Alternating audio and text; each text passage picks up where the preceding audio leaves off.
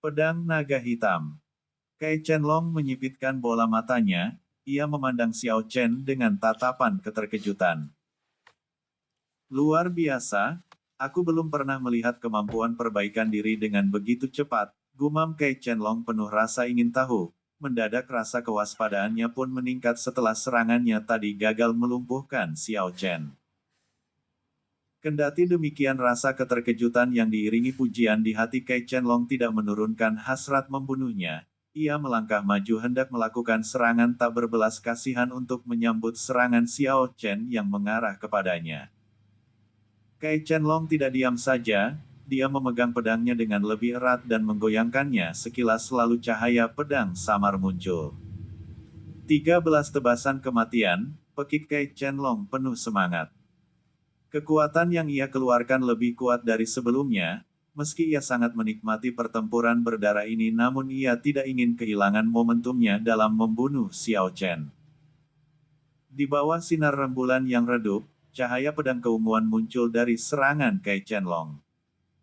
Seperti kekuatan yang dapat merobek langit, energi pedang menusuk Xiao Chen dari kehampaan. Cahaya pedang yang datang ke arah Xiao Chen menyelimuti tubuhnya dengan aura yang mematikan. Teknik yang digunakan oleh Kai Chen-long seperti jarum es yang bergerak cepat menusuk energi pedang yang dimiliki oleh Xiao Chen.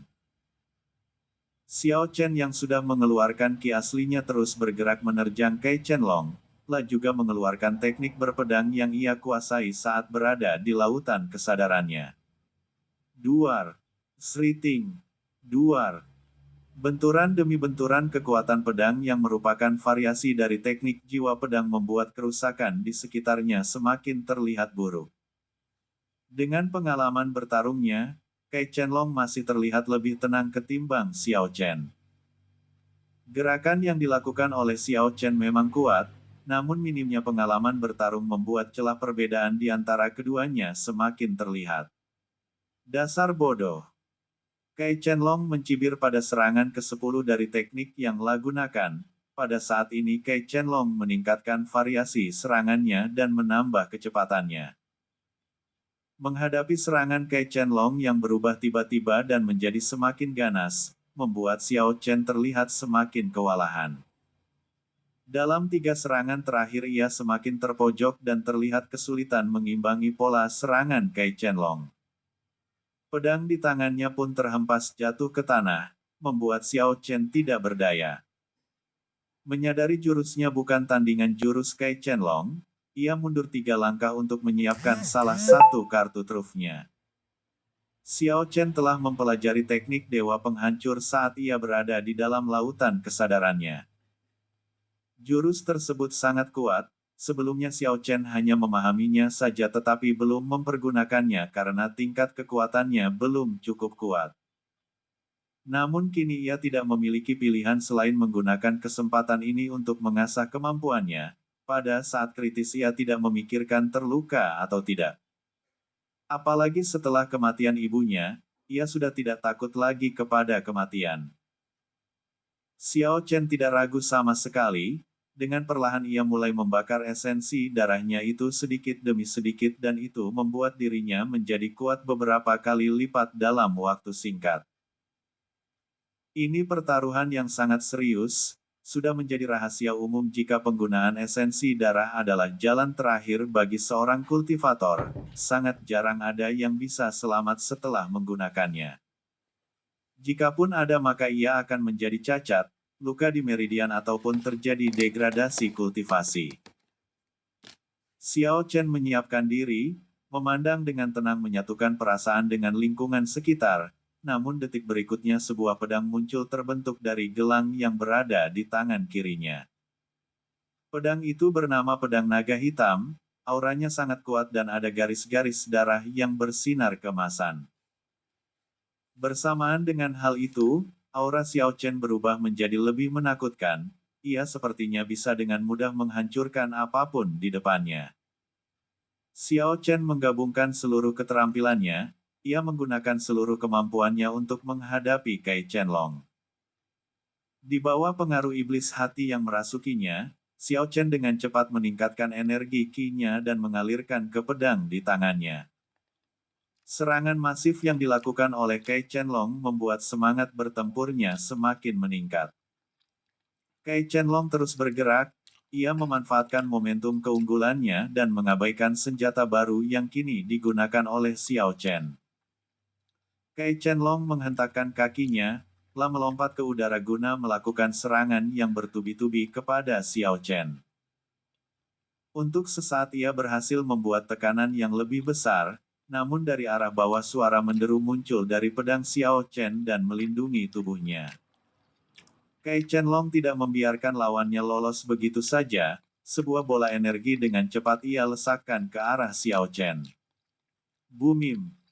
Ledakan bola energi mengenai tubuh Xiao Chen, meski tidak menimbulkan luka berarti namun itu cukup membuat Xiao Chen terkagum-kagum dengan kemampuan bertempur lawannya. Baru saja tubuh Xiao Chen jatuh ke tanah, tampak sangat menyedihkan dan jelas terlihat jika tebasan Kai Qianlong seperti akan membunuh Xiao Chen. Tidak buruk. Ucap Xiao Chen dengan tenang, sambil kembali bangkit. Luka di tubuhnya tidak ia hiraukan, semangatnya dalam bertarung telah membawa dirinya kepada kegelapan yang tidak berujung. Namun hal yang tidak terduga terjadi. Xiao Chen segera mengeluarkan serangannya kembali dengan ganas. Energi yang sebelumnya telah ia persiapkan saat menghindari serangan pedang Kai Qianlong kini mulai ia hempaskan secara tiba-tiba. Kai Qianlong tampak tertegun, ia tidak menyangka jika pihak lawan hanya mengalihkan perhatian dengan serangan kecilnya barusan. Dengan cepat Kai Qianlong mengeluarkan teknik tebasan dan melakukan serangan balasan untuk memblokir energi yang sangat kuat yang kini sedang mengarah kepadanya. Energi dan tekanan yang kuat bertemu dengan tebasan pedang Kai Qianlong yang terlihat mendominasi. Kedua pedang tersebut saling memukul, membuat fluktuasi udara berubah dalam sekejap. Bumim! Ledakannya seperti gelombang pasang yang hancur dan menyebar ke segala arah. Beberapa bangunan klan Xiao hancur berantakan, mayat-mayat di tanah beterbangan dan hancur sekali lagi akibat ledakan tersebut. Warna merah darah yang dibungkus kegelapan malam, membuat kabut darah turun ke tanah membentuk aliran spasial sungai darah.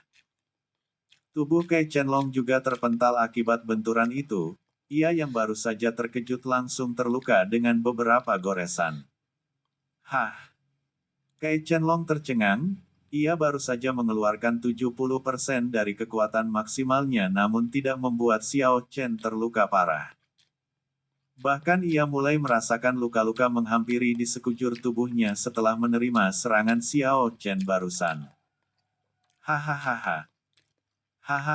Kai Qianlong tertawa puas setelah tersadar kembali. Ia benar-benar maniak pertempuran yang haus akan darah pihak lawan. Sudah menyimpan energi besar di dalam tubuhnya, kekuatan yang seharusnya ia gunakan untuk membinasakan Kekaisaran Ma. Tetapi tidak disangka jika saat ini, persiapan 10 tahunnya akan habis di tangan seorang pemuda. Jurus pamungkas.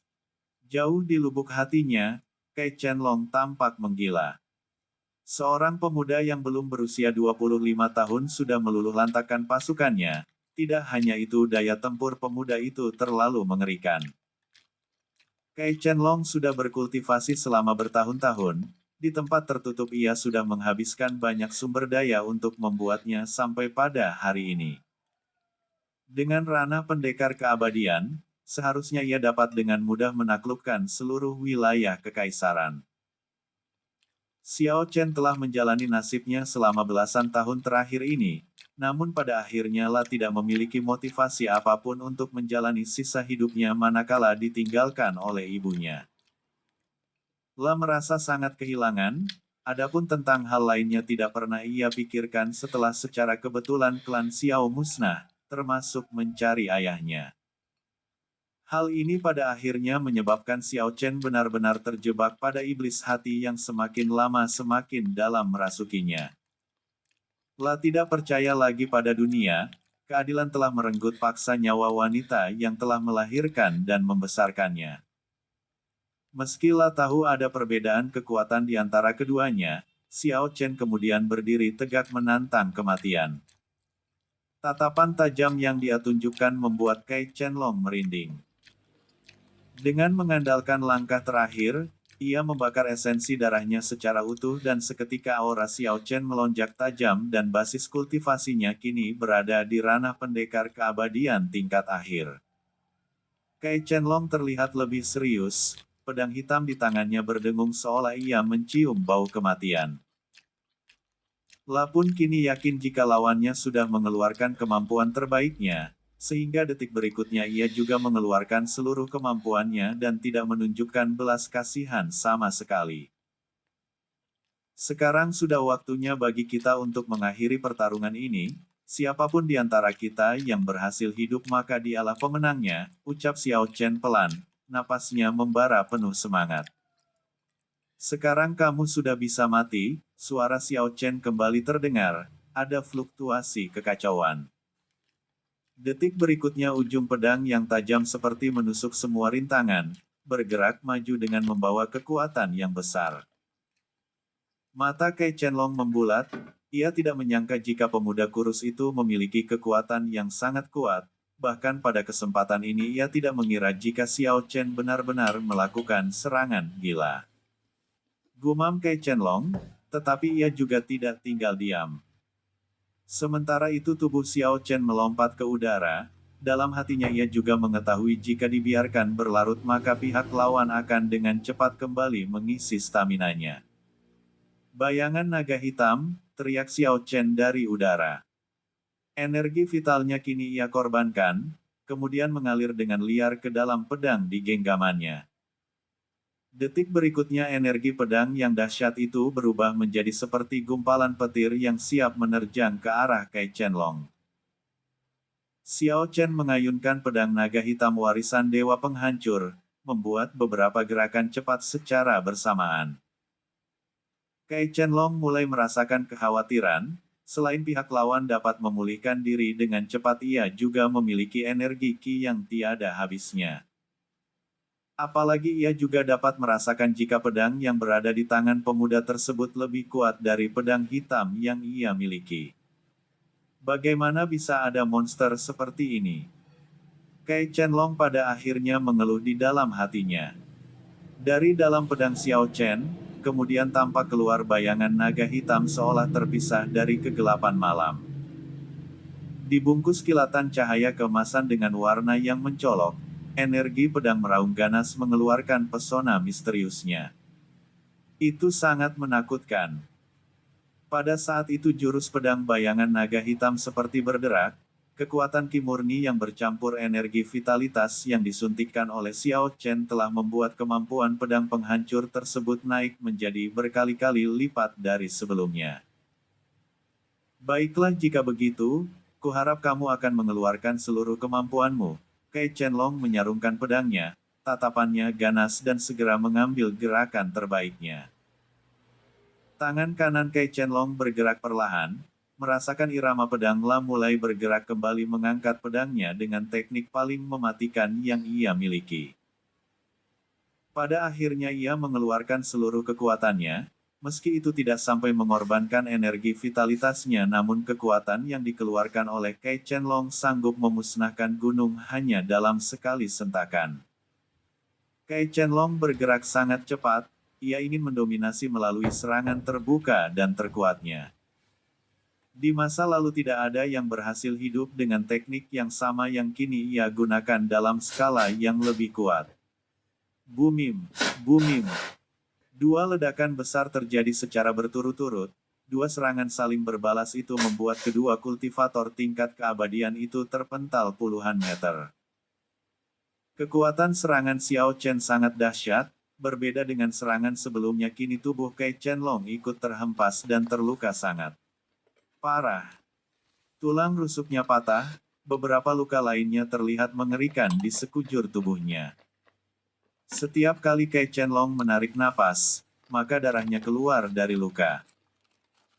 Saat merasakan ledakan ini, kulit Kai Qianlong juga terbakar, luka parah membakar sekujur tubuhnya dan menghancurkan pertahanan Qi yang ia miliki sesaat ia gunakan untuk melindungi organ dalamnya. Jika tidak demikian, maka organ-organ di dalam tubuhnya akan berubah menjadi abu dan tulangnya akan hancur ditiup pembuluh darah yang pecah. Nasib yang tidak berbeda diterima oleh Xiao Chen. Akibat serangan dari Kai Qianlong ia mengalami luka dalam yang sangat serius. Pada saat ini seluruh energi di dalam tubuhnya mengempis dan menghilang dengan cepat. Pedang naga hitam pun berubah menjadi gelang kembali di pergelangan tangannya. Setelah membakar energi spiritualnya kini kesempatan untuk bisa bertahan hidup sangat kecil, ditambah ia juga baru saja menerima serangan dahsyat secara terbuka. Jika bukan karena kualitas tulang naga yang ia miliki, maka sudah dipastikan tubuh Xiao Chen hancur berkeping-keping. Berkat tulang naga yang melapisi bagian vital organ dalamnya, Xiao Chen hanya mengalami luka luar yang cukup parah. Tubuh Xiao Chen dan Kai Qianlong jatuh ke tanah dengan keras, menimbulkan bekas cekungan seukuran 3 meter lebih.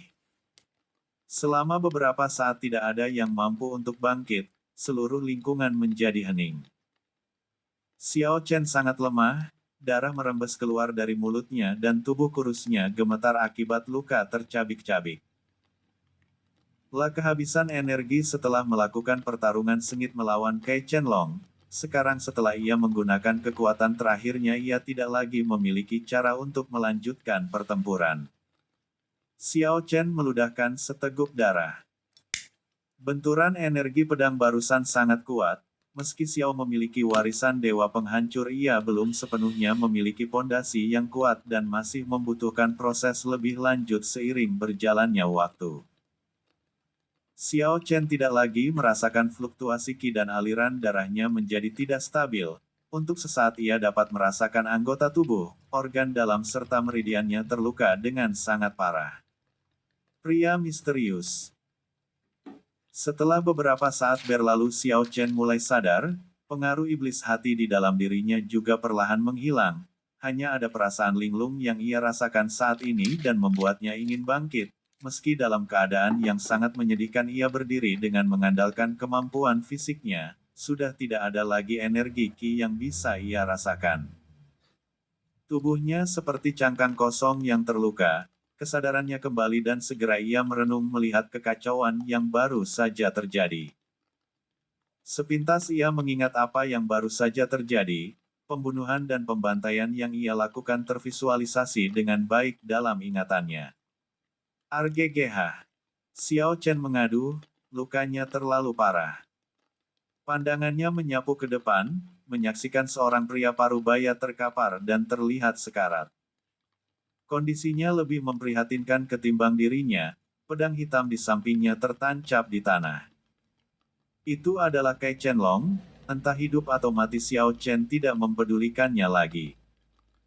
Baginya pertarungan ini telah berakhir. Adapun lawan terakhirnya ia ragu jika orang tersebut masih selamat. Xiao Chen melirik sekelilingnya, lalu menemukan pedang yang ia gunakan sebelumnya dan mengambilnya sebagai tumpuan ketika ia berjalan. Dengan langkah terlatih, Xiao Chen meninggalkan area pertarungan menuju tempat tinggalnya. Dalam benaknya ia merasa jika dirinya juga takkan bisa bertahan hidup lagi. Oleh karenanya tempat terbaik yang ia pikirkan adalah pusara makam ibunya. Xiao Chen adalah anak yang berbakti, sepanjang hidup ia hanya memiliki seorang ibu dan ketika wanita berharga itu sudah tiada maka Xiao Chen tidak lagi berkeinginan untuk melanjutkan hidupnya. Segera dengan langkah yang berat, darah semakin bercucuran dari tubuhnya namun tidak menghalangi tekadnya untuk tiba di makam Xiaoni. Ibu, aku datang, ucap Xiao Chen dengan lirih, air matanya menetes. Detik berikutnya tubuh Xiao Chen ambruk di pusara ibunya, segala rasa kebencian dan keputusasaan telah menghilang. Saat ini Xiao Chen sudah bersiap melepas hidupnya, klan Xiao yang telah binasa dan orang-orang yang memusuhinya pun telah hancur. Namun tidak lama setelah Xiao Chen ambruk di makam ibunya, kejadian aneh pun terjadi. Sebuah cahaya kemerahan muncul di tempat pertempuran antara Xiao Chen melawan Kai Qianlong. Sesosok pria tua dengan pakaian compang camping muncul di dekat tubuh Kai Qianlong. Ia menggelengkan kepala lalu mengangkat ujung jarinya menembakkan energi spiritual ke dalam tubuh Kai Qianlong. Untungnya masih belum terlambat, gumam lelaki tua itu. Guratan senyumnya terlihat menyeramkan. Detik berikutnya sebuah kabut tipis menyelimuti tubuh Kai Qianlong dan pedang hitamnya yang sudah patah, lalu menghilang secara misterius bersama kepergian lelaki tua tadi. Kini kediaman klan Xiao telah hancur luluh lantah. Meski beberapa pihak mengetahui adanya kejadian luar biasa di klan Xiao namun tidak ada yang berani mendekatinya. Mereka adalah orang-orang biasa yang tidak ingin terlibat dengan urusan para keluarga besar. Hanya saja, beberapa saat kemudian dua orang lelaki dewasa datang dengan tergesa-gesa. Dengan dua ekor kuda perang yang perkasa, keduanya memasuki klan Xiao dengan tatapan penuh kewaspadaan. "Tuan, sepertinya kita terlambat," ucap Qin Chenyu kepada Ye Chen. Ye Chen terus memindai area klan Xiao, tidak ada jejak kehidupan yang dapat ia temukan. Sepanjang jalan dari pintu masuk hingga ke bangunan dalam klan Xiao, hanya mayat yang tidak utuh yang terlihat. Ye Chen telah melewati banyak pertempuran di medan perang. Sebagai dewa perang wilayah selatan ia tetap bergidik melihat gunungan mayat dan aliran sungai darah. "Ini benar-benar sangat kejam," sahut Ye Chen menimpali ucapan bawahannya itu. Qin Chenyu juga merasakan hal demikian. Dengan pedang terhunus ia berjalan dengan penuh kehati-hatian. Menyisir setiap tempat yang sudah porak-poranda untuk menemukan sebuah petunjuk. Ye Chen pun demikian, setiap jengkal tidak luput dari perhatiannya. Dengan kekuatannya ia bisa melihat jelas meskipun itu adalah malam hari, seorang kultivator seperti Ye Chen sudah mengembangkan kemampuan indera spiritualnya lebih baik dari manusia biasa. Lah juga pendekar yang berada di ranah pendekar bintang, memiliki kemampuan yang kuat dan bisa dikatakan setara dengan Zheng Haikuan. "Tuan, saya belum menemukan petunjuk apapun," ujar Qin Chenyu dengan putus asa. "Bukankah kamu mengatakan jika Xiaoni dan putraku hidup dalam pengasingan?" ucap Ye Chen. Qin Chenyu segera tercerahkan, ia jelas tahu akan hal itu. Berdasarkan penyelidikannya sebelumnya, Xiaoni dan putranya tidak berada di bangunan utama klan Xiao, itu berada jauh di bagian belakang yang dianggap sebagai lahan tidur yang tidak berkembang. "Ya Tuan, seharusnya itu terletak di belakang," jawab Qin Chenyu kemudian. Qin Chenyu melangkah, diikuti oleh Ye Chen menuju arah belakang bangunan utama klan Xiao. Mereka melewati bekas pertarungan antara Xiao Chen dan Kai Qianlong sebelumnya, menatapnya dengan ngeri dan beberapa kali bergumam dalam hati.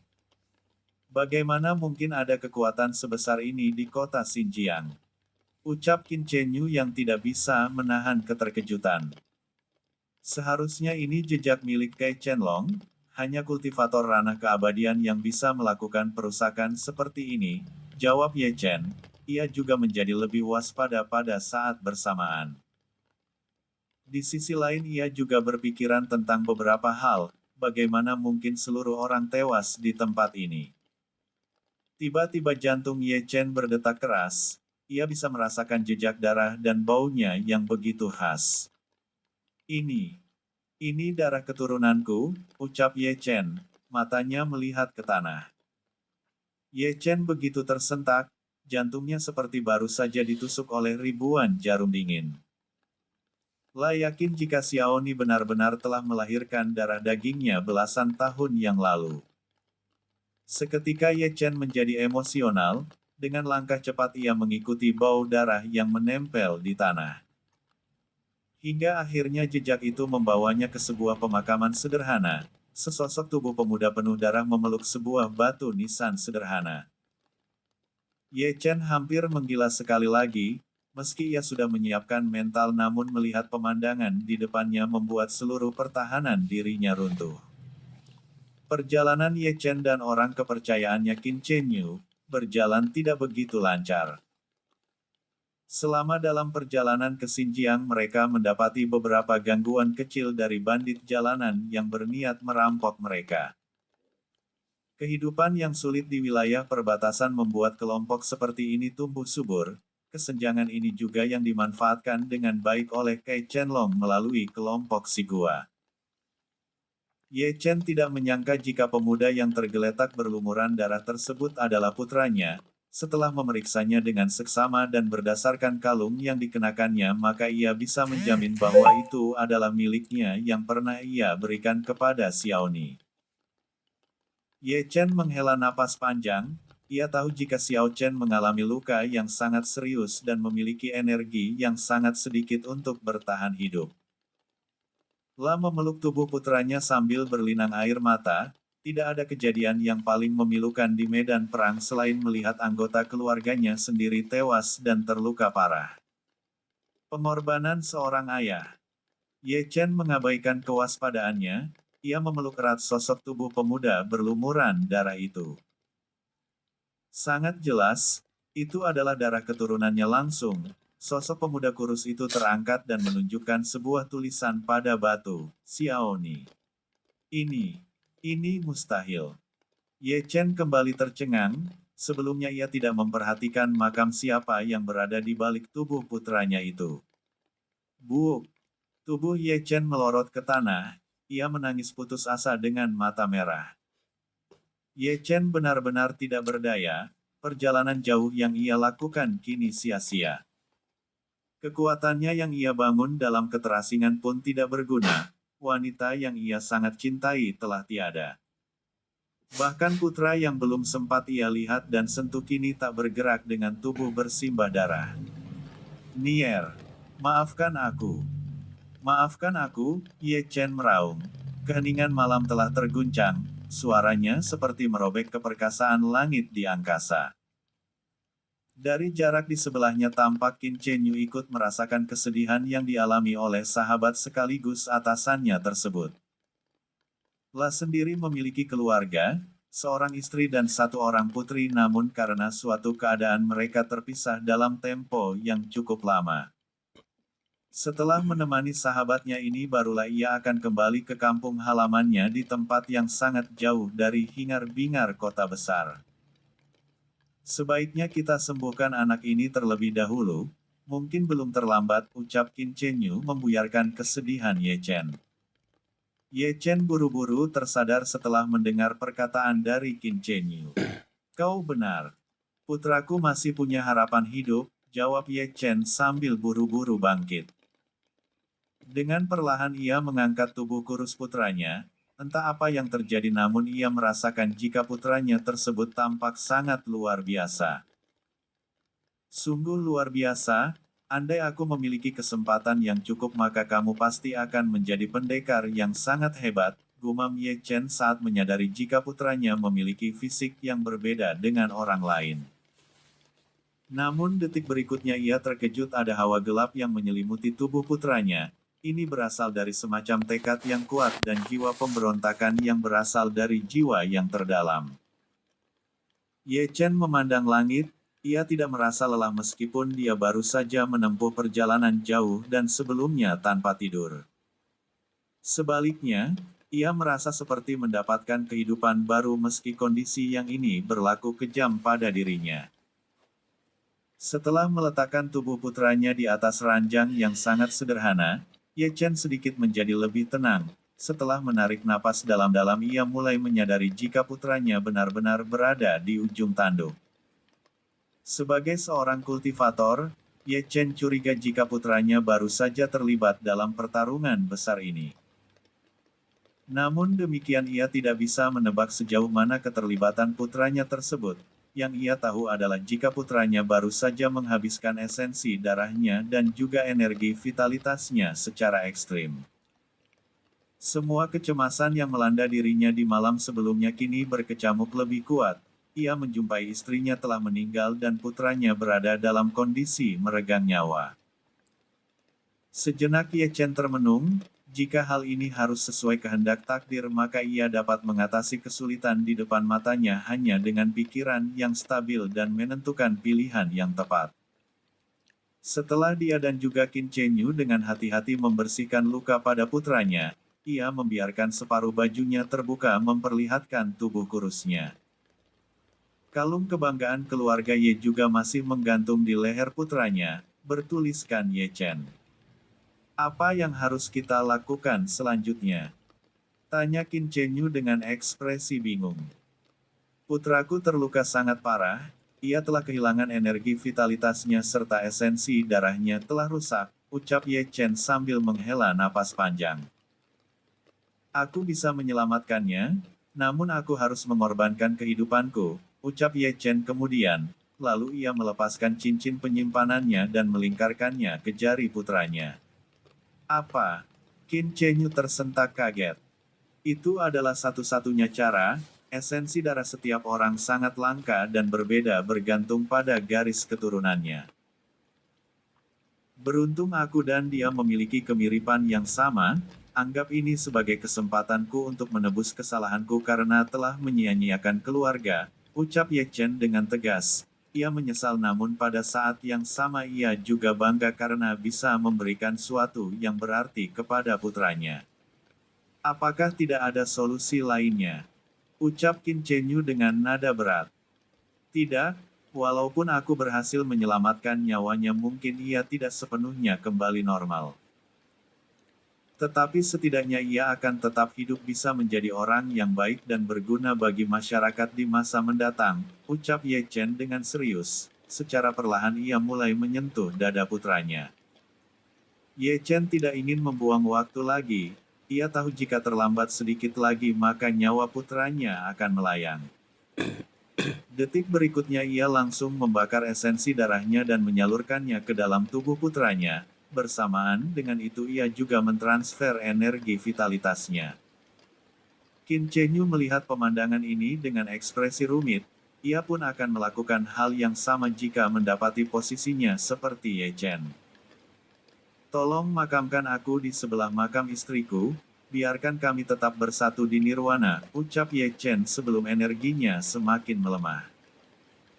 Mendengar perkataan dari Dewa Perang Wilayah Selatan itu hati Qin Chenyu seperti tertusuk duri yang sangat tajam, ia hanya bisa mengangguk pelan tanda setuju. Sementara di dalam tubuh Xiao Chen terjadi penyatuan energi yang mengalir dengan cukup deras. Esensi darah Xiao Chen yang semula terlihat sangat kering kini mulai terisi kembali. Secara perlahan proses itu berjalan, aura kehidupan yang sebelumnya sangat tipis kini mulai terisi kembali. Bahkan secara tidak langsung energi murni bawaan dari ayahnya tersebut mampu membersihkan hawa gelap yang disebabkan oleh iblis hati. Hanya kehangatan dan kedamaian yang ada di dalam diri Xiao Chen selama proses transfer energi tersebut. Ye Chen tersenyum puas, ia melihat perkembangan putranya yang sudah berhasil melewati masa kritisnya setelah ia mengorbankan hampir seluruh energi vitalitasnya. Kini hanya beberapa saat lagi ia bertahan hidup dan memandang wajah putranya dengan senyum merekah. Bisa dikatakan ini adalah senyum terindah yang keluar dari mulutnya selama 20 tahun terakhir ini. Ia puas dengan hasil ini hingga akhirnya ia jatuh dan menghembuskan napas terakhirnya. Komandan, raung Qin Chenyu dengan penuh kesedihan. Dengan sigap ia menopang tubuh Ye Chen yang kini sudah tidak bernyawa tersebut. Ia benar-benar terharu dengan adegan yang baru saja terjadi di depan matanya. Qin Chenyu merasakan denyut jantung pemuda yang merupakan putra dari sahabatnya sudah berdetak. Denyut nadinya juga sudah dapat ia rasakan. Hanya saja pemuda tersebut belum sadarkan diri, masih butuh kesabaran untuk membuatnya benar-benar bangun. Sementara itu Qin Chenyu segera menyiapkan pemakaman untuk atasan sekaligus sahabatnya itu. Tepat di samping makam Xiaoni ia menguburkan jenazah Ye Chen dengan penghormatan tertinggi. Xiao Chen kehilangan ingatan. Qin Chenyu mengukir nama Ye Chen di batu nisan sederhana, sama seperti batu nisan yang berada di sampingnya. Kini kalian bisa beristirahat dengan tenang, aku berjanji akan menjaga putra kalian sebaik mungkin, ucap Qin Chenyu di depan makam Ye Chen. Setelah selesai melakukan prosesi pemakaman sederhana itu, Qin Chenyu masuk ke dalam gubuk sederhana itu dan menunggu putra sahabatnya itu yang terakhir ia ketahui memiliki nama Ye Chen, nama yang serupa dengan mendiang ayahnya. Tidak lama kemudian jari jemari Xiao Chen bergerak, matanya perlahan terbuka sepenuhnya dan punggungnya bergerak bangkit untuk mengambil posisi duduk. Pada saat ini Xiao Chen merasakan jika tubuhnya sudah pulih dan merasakan perasaan hangat di dalam tubuhnya. Suara napas Xiao Chen terdengar. Qin Chenyu yang terpana justru diam tak bergerak menyaksikan tubuh Xiao Chen yang baru saja menimbulkan gejala kesadarannya. Syukurlah. Akhirnya kamu bangun juga, Xiao Chen yang sudah membuka kedua matanya, secara bersamaan dapat merasakan rasa sakit di kepalanya yang terasa berat dan menyebabkan pandangannya terlihat sedikit kabur. Di bawah pandangannya yang masih kabur itu, Xiao Chen terus memaksimalkannya dalam sekejap. Wajah seorang pria parubaya jelas terlihat untuk pertama kalinya, namun ia tidak dapat mengenalinya sama sekali. Siapa tuan ini? Tanya Xiao Chen kebingungan. Pada saat ini Xiao Chen menatap lurus ke arah seorang pria yang baru saja menggoyangkan bahunya dengan penuh semangat. Namun tidak ada bayangan apapun di benaknya, ia seperti baru saja terbangun dari mimpi panjang. Nama saya adalah Qin Chenyu sahabat baik ayahmu, jawab lelaki paruh baya tersebut. Ayah saya? Siapa ayah saya? Bagaimana saya bisa berada di tempat ini? Tanya Xiao Chen kebingungan. Xiao Chen kini berada dalam kondisi yang berbeda. Meskipun ia sembuh dari luka-lukanya, ia tidak dapat menemukan rangkaian memori di dalam otaknya. Luka fisik dan benturan hebat di kepalanya saat bertempur dengan Kai Chen-long telah menimbulkan situasi baru di mana dirinya tidak bisa mengingat apapun. Bersamaan dengan hal itu pula, seluruh kekuatan serta ingatan kultivasi yang dimilikinya juga tersegel. Qin Chenyu terdiam. Ia merasakan keanehan yang terjadi pada putra sahabat terbaiknya itu. Apakah kamu tidak mengingat apapun? Tidak, jawab Xiao Chen sambil menggelengkan kepalanya. Di dalam pikiran Xiao Chen ia benar-benar tidak tahu apa yang terjadi, bahkan ia juga tidak mengetahui siapa dirinya yang sebenarnya. Yang ia lihat adalah keadaan yang sepi dan bau seperti amis yang kuat di udara. Apakah kamu tahu dari mana kamu berasal? Tanya Qin Chenyu kemudian untuk memastikan. Tidak, jawab Xiao Chen dengan serius. Qin Chenyu sangat terkejut, ia tidak menyangka jika setelah pengorbanan nyawa Ye Chen, putra komandannya tersebut mengalami keadaan hilang ingatan. Sebelumnya Ye Chen juga sudah memperingatkan akan hal ini, namun melihat kenyataan di depan matanya terlalu sulit untuk digambarkan. Nama kamu adalah Ye Chen, kamu baru saja sembuh setelah ayahmu memberikan pertolongan untuk menyelamatkan nyawamu, ucap Qin Chenyu sedikit menjelaskan. Setelah Ye Chen sadarkan diri, rencananya ia akan dibawa oleh Qin Chenyu ke tempat tinggalnya di sebuah desa terpencil yang bernama Caihong. Qin Chenyu adalah seorang mantan kepala desa di tempat tersebut. Kepergian sebelumnya menemani Komandan Ye Chen untuk menemui keluarganya berakhir pilu. Kini Ye Chen telah meninggal setelah menyelamatkan putra satu-satunya tersebut. Meski Qin Chenyu sangat menyayangkan kondisi Ye Chen muda, namun ia adalah harapan satu-satunya dari sahabat sekaligus komandannya tersebut. Nama keduanya sama, entah mengapa Xiaoni memberikan nama yang sama pada putranya. Kini setelah Dewa Perang Wilayah Selatan meninggal, hanya meninggalkan satu orang pewaris yaitu Ye Chen muda. Di tangannya juga ada cincin pewaris klan Ye, segala harta dan pencapaian ayahnya semua tersimpan rapi. Qin Chenyu menyuruh Ye Chen muda untuk mandi dan membersihkan tubuhnya dari bekas noda darah yang sudah mengering. La juga menyiapkan pakaian baru untuk Ye Chen agar bisa dikenakan dengan baik. Sementara pedang panjang yang ia temukan di sisi Ye Chen sebelumnya ia gantungkan di pinggangnya. Pedang penghancur adalah pedang pusaka keluarga yang diturunkan secara khusus sebagai pewaris keterampilan seni berpedang. Di kota Xinjiang nama Zheng Haikuan seharusnya orang yang memegang pedang penghancur ini. Dia adalah ahli pedang yang lebih rela meninggalkan nyawanya demi mempertahankan pedang penghancur ini. Qin Chenyu sendiri tidak mengerti bagaimana pedang pusaka keluarga Zheng bisa berada pada Ye Chen, namun karena ingatan Ye Chen yang belum pulih ia hanya bisa menyimpannya dengan baik. Kamu benar-benar putranya, gumam Qin Chenyu dalam hati, melihat wajah Ye Chen dengan tatapan rumit. Ye Chen muda memang sangat mirip dengan sosok Ye Chen senior, hanya sekali lihat maka orang akan berpikiran jika pemuda tersebut adalah tuan muda klan Ye. Qin Chenyu berpikiran jika meninggalkan kota Xinjiang adalah hal yang terbaik pada saat ini. Meski keluarga Ye berada di tempat ini namun Qin Chenyu menangguhkan penyerahan Ye Chen kepada keluarganya. Qin Chenyu khawatir terjadi sesuatu yang tidak diinginkan karena ia sendiri dan sahabatnya baru kembali dari perbatasan wilayah selatan. Belum lagi, di masa lalu keluarga Ye pernah bersinggungan dengan keluarga besar lainnya terkait hubungan pernikahan yang tidak berjalan sesuai rencana. Mari kita berangkat, ucap Qin Chenyu kemudian. Paman, kita akan pergi kemana? Tanya Xiao Chen yang kini memiliki identitas sebagai Ye Chen. Ye Chen, Paman akan membawamu ke desa Caihong, jawab Qin Chenyu. Di mana itu? Tanya Ye Chen dengan penasaran. Itu adalah tempat tinggal Paman, sangat jauh dari sini namun tempat itu begitu damai.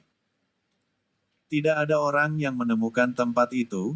Kamu bisa hidup dengan tenang dan terbebas dari pengaruh serta informasi apapun dari dunia luar, ucap Qin Chenyu menjelaskan. Baiklah jika begitu, Ye Chen mengangguk setuju. Ia tidak mempermasalahkan kemana ia akan pergi. Qin Chenyu memutuskan untuk memperlakukan putra sahabat sekaligus komandannya itu seperti anaknya sendiri, meski ia sendiri sangat penasaran dengan apa yang telah terjadi di klan Xiao sebelumnya. Sebelumnya ia sudah memeriksa beberapa titik terutama medan pertempuran utama yang seharusnya milik Kai Qianlong. Namun Qin Chenyu tidak menemukan jejak keberadaan Kai Qianlong, ia juga tidak mendapatkan pihak mana yang mampu memberikan efek pertempuran yang begitu dahsyat dan mengerikan. Terhadap Ye Chen sendiri ia tidak memiliki kesan apapun, baginya Ye Chen hanya korban dari peristiwa pembantaian klan Xiao kali ini. La tidak pernah memikirkan atau menduga jika Ye Chen Junior lah yang telah menciptakan kekacauan yang luar biasa ini. Mari kita pergi, ajak Qin Chenyu kemudian.